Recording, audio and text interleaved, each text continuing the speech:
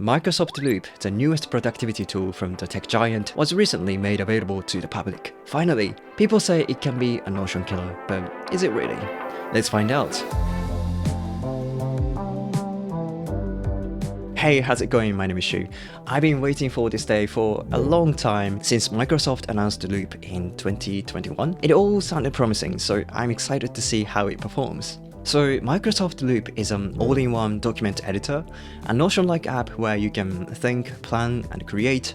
And just like Notion, it is designed to meet different needs such as project management, content creation, and team collaboration. So there are lots of similarities. You can create multiple workspaces for different projects and teams, and within each workspace, you have a bunch of documents. You can create a sub-page from these 3 dots, but still it looks a little bit messy in the sidebar because there's no indentation or a way to fold it.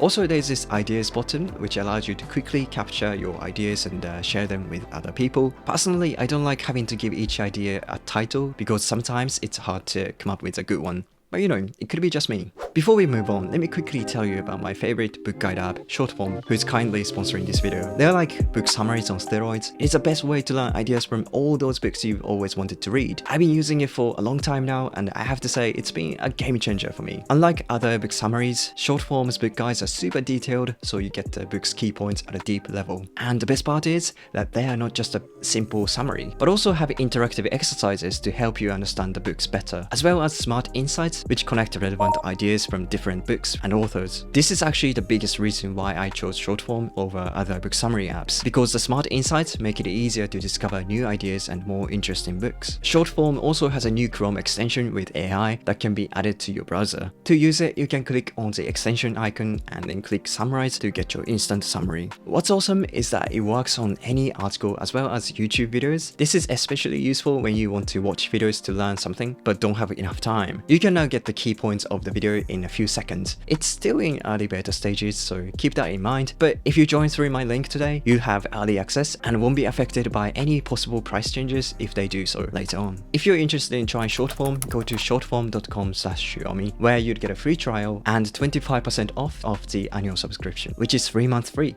Okay, let's get back to the main topic. Once you made a page, you can start with one of the pre-made templates by Microsoft, which are for things like decision making, meetings, and problem framing. They all look decent and useful, but there are only 10 templates available, which is nowhere near what Notion offers. You may think, okay, I'm just gonna create my own template, but currently there's no way to do that or get ones made by other people. But I'm sure this is a feature that'll be added in the future. So let's just start with a blank page for now. Like most note apps nowadays, it has a / command menu which you can use to format your text, insert things like table, image, and a date. In terms of what you can insert, it's only limited to a table, checklist, and some components from templates like a task list, progress tracker, and a voting table. This is kind of cool that you can insert a part of template directly into your note. But they're all just a variation of table.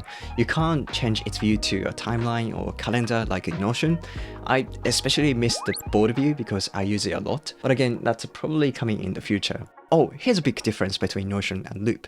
In Notion, you can include a mention of another page by using @ or double square brackets. This is great because you can jump between pages easily. On the other hand, Loop doesn't allow you to do this. You can only include a mention of a person, but instead you can still embed another page or a part of a page. So for example, if you want to use this block for a project page you're working on, you could turn this into something called a loop component, and then copy the URL and paste it in the project page. Since this is a synced block, any edits you make on this block will automatically update the original block too. This is actually the biggest strength of Loop.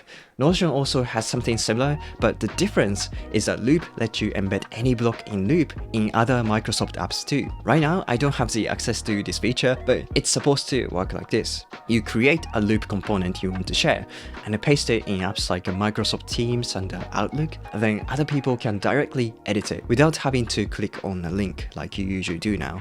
I think this is going to be a huge help for teams because it makes the workflow much smoother. And another exciting aspect of Loop is the AI Copilot. It's not available for me yet, but it looks great and it could be as good or even better than Notion's AI integration. It seems like it's going to be a mix of a ChatGPT-like conversational experience and conventional /menu AI integration. But even now, if you use it on Microsoft Edge, you can use the new Bing to ask AI to rewrite, revise, or whatever you want with your writing.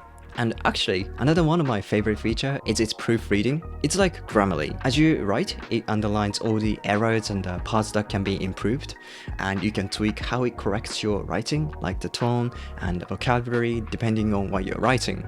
Oh, by the way, Loop mobile app is also in development. It's still in beta and only a limited number of people can try it. Unfortunately, I'm not one of them, so I don't really know much about it yet. So there is definitely a huge gap between Notion and the Microsoft Loop now. Notion is an incredibly powerful and versatile app with a massive fan base, but at the same time, Loop seems very exciting too, especially with the Loop components feature. With more updates and the polish, I can see more people, companies and teams adapting it. Alright, that's it for today. Thank you so much for watching. I'll leave the link to Microsoft Loop so you can try it yourself. Cool, see you next time. Bye.